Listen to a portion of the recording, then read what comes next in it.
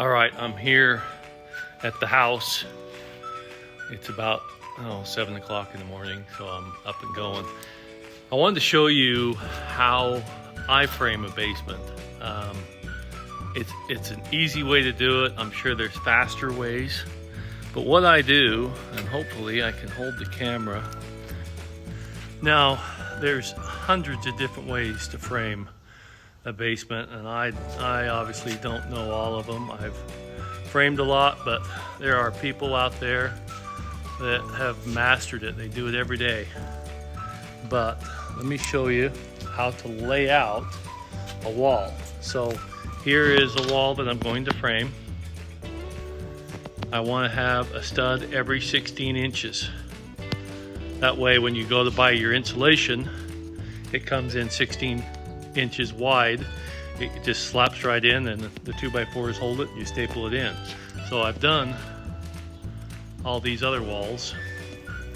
So what you do is you come in, obviously there's a stud here, that'll nail into this wall. Then I go 15 1/4. Now the reason is, I put an X. The reason is, when I put this here, it's right in the center of 16. And I go to 31 1/4 because the stud is 1.5 inches. So I go here, and my stud falls right on the red mark. The tape measures tell you every 16 inches they're marked in red. So here is 47 1/4. I put my X.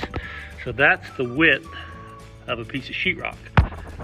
The sheetrock will fall right in the middle of 48. So it's going to 4 feet wide.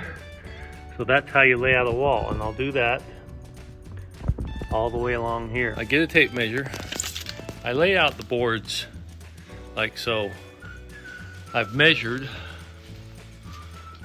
all along here to the top of that concrete foundation. Then I know I've laid it out on 16-inch centers, every 16, that way you put insulation in there. But I've laid it out beforehand, so I've got my marks along here. And all I do is I know I need 6 more boards. So what I do,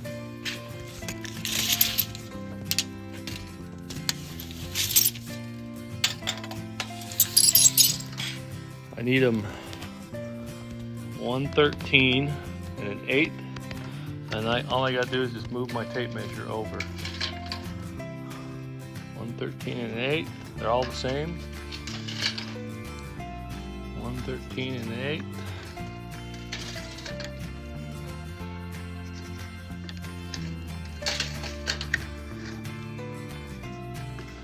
And one more. I needed a total of 6. Then I take a little square and I mark them. This is just to keep everything square. You can use a miter saw, but I didn't want to set my miter saw up this morning because I'm not working all day today. Like that. Do a very good job with the camera. It's hard to hold and do this.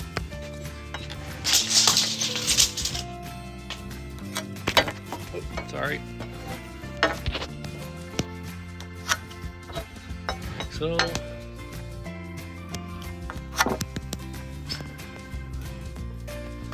then all I need to do is I kind of space them out a little bit.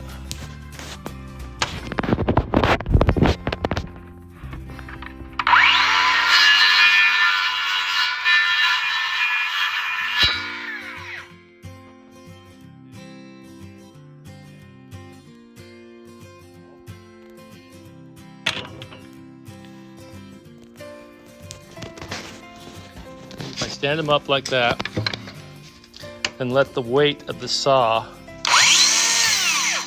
take it down.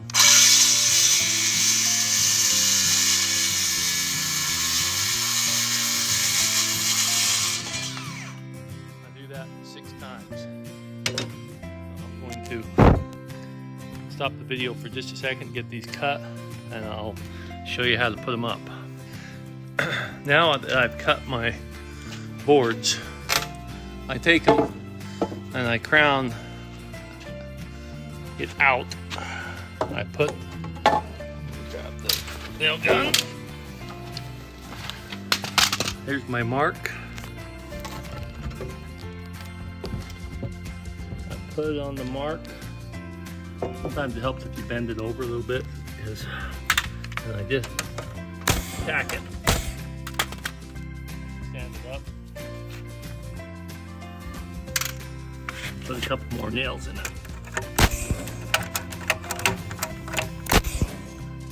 I do that 6 times. 5 more times. So I will, and I'll show you how to put the top plate on. Now, what I do is I measure from that wall there all the way over to here, and it says it's 157. So that's my top plate. The important thing is you need to keep it below or even with this top plate on this foundation, because that's what your floor trusses or your floor joists sit on. And if it's too high, it won't sit level on top of that. So now I've nailed that, but I want to check it. So I put this level on it, and I can see that it is plumb. So I tacked it, put 3 or 4 nails in it there to hold it. Now all these boards are still loose.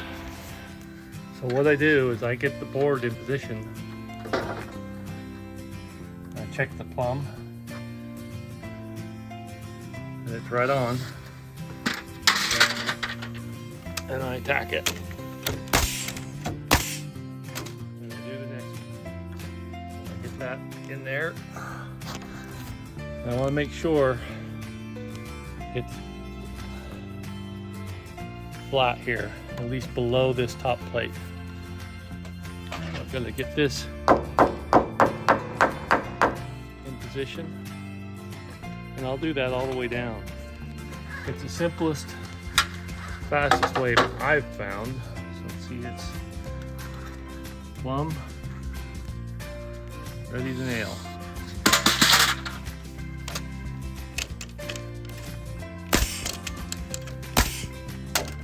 I'll do that 1, 2, 3, 4, 5, 6, 7 more times.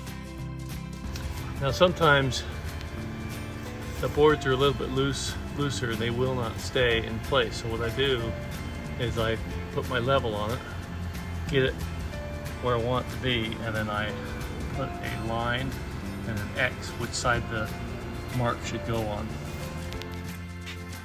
Now, as you can see, I have nailed each of those. They're perfectly plumb all along there. So now you will have some play. See here how this moves a little bit. When they put in the floor trusses or the floor joists, I will nail up through. I'll plumb it again, make sure, and then I'll nail it on each of these, wherever the floor joists run this way. That'll secure it. I've already secured the bottom with cement nails, so it's not going anywhere. Here are my friends that like to climb around on the house and chew on things.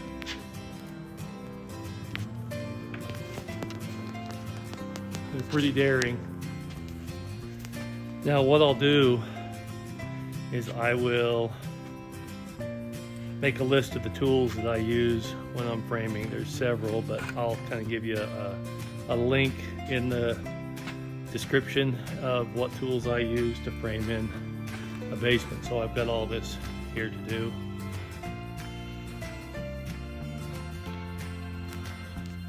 We're getting it done though. It's a beautiful morning.